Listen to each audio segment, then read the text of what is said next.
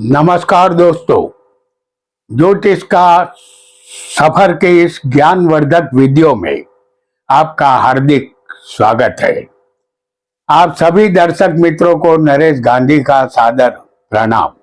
यह हमारा 734वां video episode है जिसका नाम है शत्रु योग। दोस्तों, हमारी कुंडली में मित्रता और शत्रुता के योग बने होते हैं। शत्रुता होने का कोई भी कारण हो सकता है। क्या आपने कभी सोचा है कुंडली में एक भाव ऐसा भी है जिस भाव से शत्रुता उत्पन्न होती है?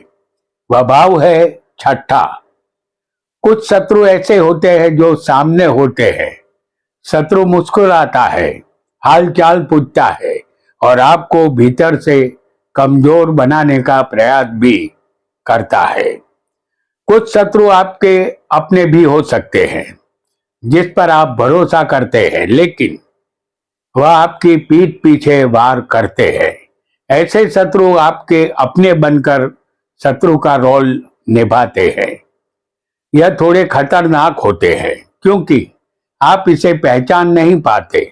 जब शत्रु दिखाई नहीं देता, वह स्थिति डेंजरस है। बस शत्रु इंतजार करता है आपकी एक चूक का। याद रखिए, सबसे खतरनाक शत्रु वह नहीं होता जो सामने दिखे।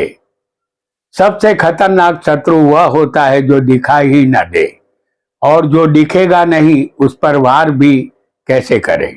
शत्रुता होने के कई कारण होते हैं। धन, जमीन, जागीर, स्त्री धन, विल, वसीयत, या शत्रुता कभी कानूनी उलझन बनकर भी सामने आती है। छठा भाव आपको डराने नहीं आया, यह आपको योद्धा बनाने आया है। शत्रु के आगे कब झुकना है और कब ऐसा प्रहार करना है कि शत्रु स्वयं पीछे हट जाए। जिसने छठे भाव के रहस्य को समझ लिया, उसके जीवन में शत्रु रास्ता नहीं रोकते, बल्कि शत्रु उसके लिए सफलता का नया रास्ता बनाते हैं। आइए छठे शत्रु भाव संबंधित कुछ योगों को कुंडली के माध्यम से जानते हैं। वीडियो को लाइक करें, शेयर करें और हमारे चैनल ज्योतिष का सफर को सब्सक्राइब करें। धन्यवाद। एक बात ध्यान में रहे, छठा भाव रोग, शत्रु, मामा, नौकरी, कर्ज, एक्सीडेंट और चोट का है। इस भाव के कारक मंगल और शनि है। आपके सामने हम उदाहरण कुंडली काल पुरुष की पेश करेंगे जिसमें हमेशा मेष लग्न होता है। आपकी कुंडली में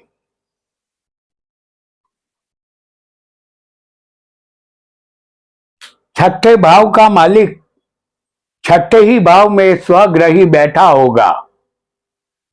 जैसे इस कुंडली में छठे भाव के मालिक बुध है जो स्वग्रही छठे ही विराजमान है, तो आपका रिश्तेदार ही आपका शत्रु बनेगा, ऐसा निश्चित मान लेना है। इस मेष लग्न की उदाहरण कुंडली में छठे भाव के मालिक बुध है जो छठे ही स्वग्रही बैठे हैं। इस कुंडली में छठे के मालिक बुध बनते हैं। आपको अपनी कुंडली में जो छठे का मालिक बने उसे छठे भाव में ही समझना है। यह शत्रु कोई गुप्त शत्रु नहीं है। यह शत्रु आपके लिए जाना पहचाना है, इसलिए डरने की जरूरत नहीं है। आपका छठा भाव बलवान है, इसलिए शत्रु हारेगा और जीत आपकी होगी।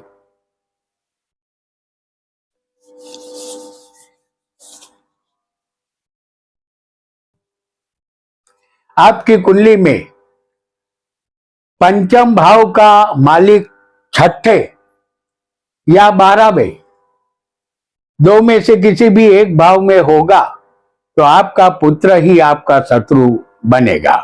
यहां फिर एक बार काल पुरुष की कुंडली जो कि मेष लग्न की होती है,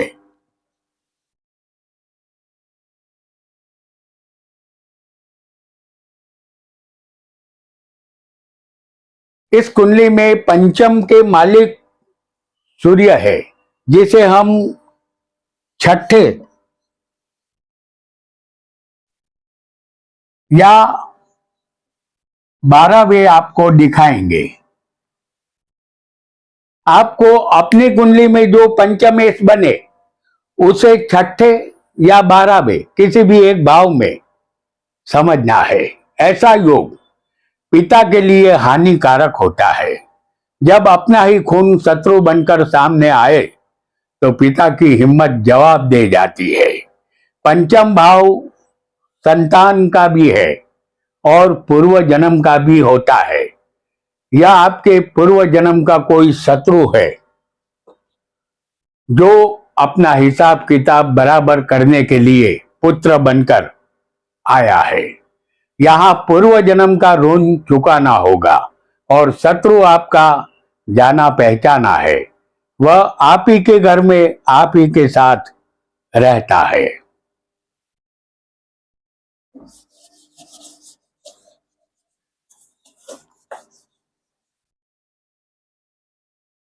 कुंडली में चौथा भाव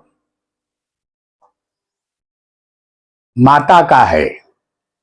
माता ही अपने बेटे को जन्म देती है। आपकी कुंडली में चौथे का मालिक यदि छठे बैठा होगा तो आप अपनी माता के साथ शत्रुता रखेंगे। इस कुंडली में, जो कि मेष लग्न की कुंडली है, इसमें चौथे के मालिक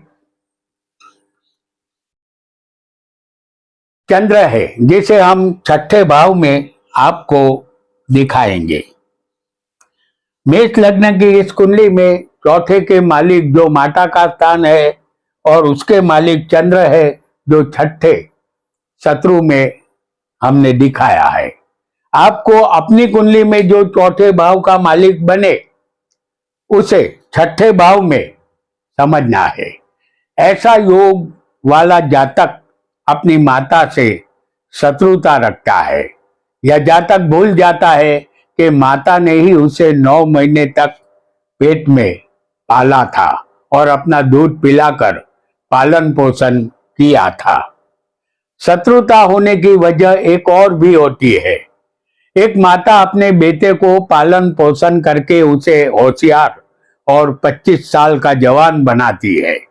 जातक की शादी के बाद जो बहू घर में आती है, वह बहू 5 ही दिन में जातक को बेवकूफ बना देती है और जातक अपनी ही माता के साथ शत्रुता करने लगता है।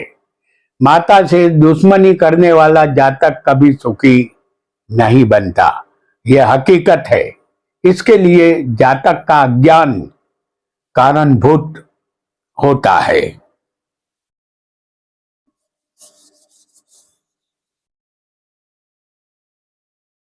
आपकी कुंडली में किसी भी भाव में सूर्य शनि की युति बनी हो, आपका लग्न कोई भी हो, आपकी कुंडली में किसी भी भाव में सूर्य शनि की युति बनी होगी या सूर्य शनि सम सप्तक यानी कि आमने सामने होंगे तो आपकी अपने पिता के साथ अनबन रहेगी। आपके सामने उदाहरण कुंडली हम मेष लग्न की पेश करेंगे। इस कुंडली में सूर्य शनि को हम 10वें भाव में आपको दिखाएंगे। हालांकि यह सूर्य शनि की युति आपकी कुंडली में किसी भी भाव में हो सकती है। इस युति को आपको किसी भी भाव में समझना है। सूर्य पिता है और शनि उसका पुत्र है। यह दोनों में कट्टर शत्रुता है। ऐसी युति पिता पुत्र के संबंध को मधुर नहीं रहने देती। जातक का पूरा जीवन संघर्षमय बनता है। जातक की अपने पिता के साथ हमेशा शत्रुता रहती है। यदि पिता अपने बेटे से कुछ कहेगा तो बेटे के भेजे में वह बात नहीं उतरती और बेटा कुछ कहेगा तो यह बात पिता की समझ में नहीं आएगी। यह दोनों पूर्व जन्म के दुश्मन हो ऐसा व्यवहार करते हैं। यहाँ पिता पुत्र एक दूसरे के शत्रु का रोल प्ले करते हैं, ऐसा समझ लेना है। तो यहाँ पिता पुत्र में अनबन अवश्य होती है। सूर्य शनि की युति हो यदि ये सम सप्तक हो तब भी ऐसा ही होगा। जातक की कुंडली में सप्तम का मालिक जो भी बना हो वह छठे बैठा होगा तो उसे अपनी पत्नी के साथ शत्रुता अवश्य होती है, क्योंकि छठा भाव शत्रु और कौरत कचहरी का है। यहाँ मेष लग्न की उदाहरण कुंडली पेशे खिदमत है और मेष लग्न की इस कुंडली में सप्तम के मालिक शुक्र है, जिसे हम छठे भाव में आपको दिखाएंगे। छठा भाव शत्रु का होता है। आपको अपनी कुंडली में जो सप्तम का मालिक बने उसे छठे समझना है। यहाँ दाम्पत्य सुख देने वाला शुक्र सप्तम का कारक भी है और सप्तम का मालिक भी है, जो छठे शत्रु भाव में चला गया है। यहाँ पति पत्नी शत्रुता का खुला खेल खेलते हैं। यहाँ दोनों का जीना हराम होता है, उनका जीवन बेहतर नहीं होता। कुत्ते बिल्ली की तरह लड़ना ये उन्हें शोभा नहीं देता। दोनों में इतनी नोकझोंक होती है कि एक दिन वह दोनों तलाक की तरफ आगे बढ़ जाते हैं। शादी उनके लिए बहुत बड़ी भूल साबित होती है और एक दिन तलाक के बाद सदा के लिए यह शत्रुता खत्म हो जाती है। यहाँ ज्यादातर किस्सों में तलाक निश्चित होता है। आपकी कुंडली में छठे का मालिक केंद्र में किसी भी भाव में बैठा हो और उस पर कहीं से भी कोई पाप ग्रह की दृष्टि आ रही हो, जैसे मेष लग्न की इस कुंडली में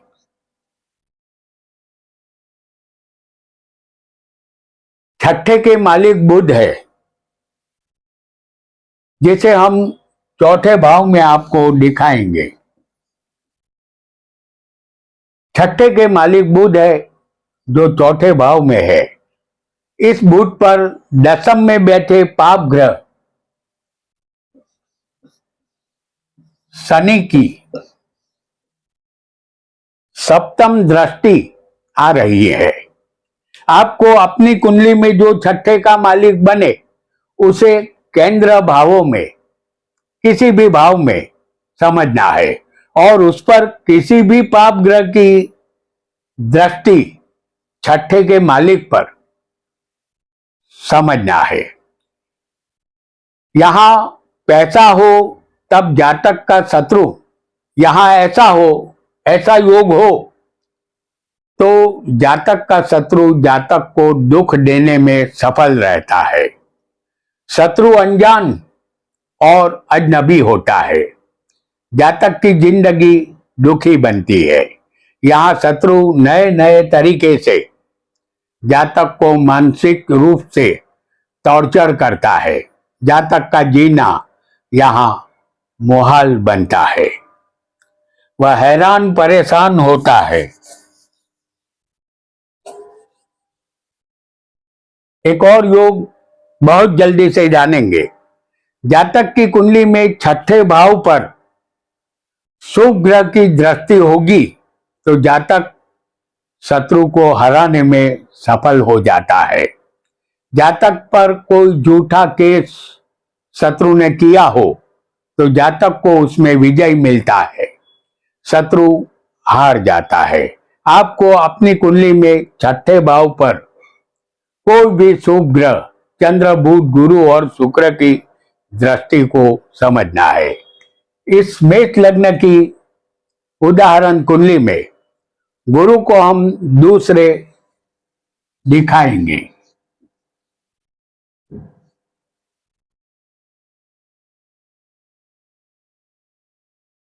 जिसकी पंचम दृष्टि इस छठे भाव पर आ रही है और शुक्र को हम 12वें भाव में आपको दिखाएंगे, जिसकी सप्तम दृष्टि इस छठे भाव पर आ रही है। हमने गुरु और शुक्र दोनों की दृष्टि दिखाई है। कोई एक ग्रह की दृष्टि हो तब भी चलेगी।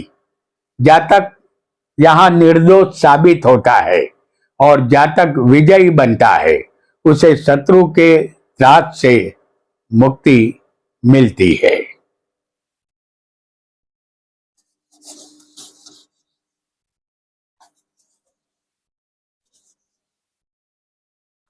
एक और योग, आपकी कुंडली में छठे का मालिक यदि लग्न में बैठा हो, यह मेष लग्न की उदाहरण कुंडली है और छठे के मालिक बुध है, जो लग्न में हम दिखा रहे हैं। आपको अपनी कुंडली में जो छठे का मालिक बने उसे लग्न में समझना है। ऐसा योग वाला जातक अपने शत्रु का जमकर मुकाबला करता है। शत्रु जाना पहचाना हो सकता है। यहाँ शत्रु की कोई सूझबूझ काम नहीं आती और न ही उसका कोई पैंतरा काम आता है। शत्रु हताश निराश बनता है, वह बुरी तरह हारता है। लेकिन एक बात का ध्यान जातक को रखना होगा कि यह बुध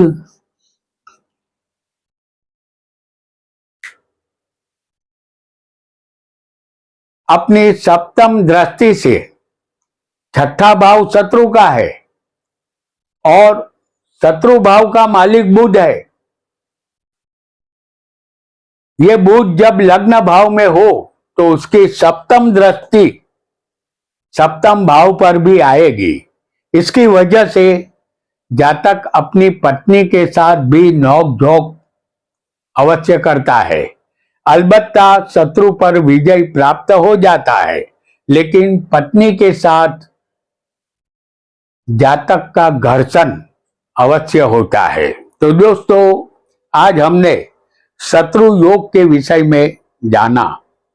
ऐसे ही ज्योतिष संबंधित वीडियो के लिए आप हमारे साथ बने रहे और देखते रहे ज्योतिष का सफर।